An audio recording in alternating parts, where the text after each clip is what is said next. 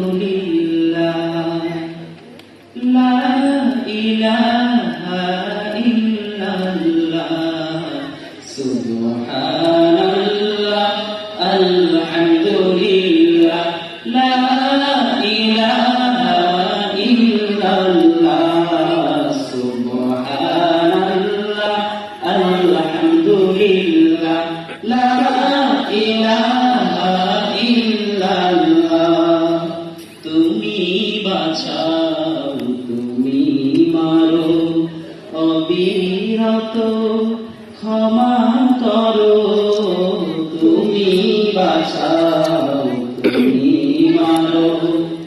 অবিরত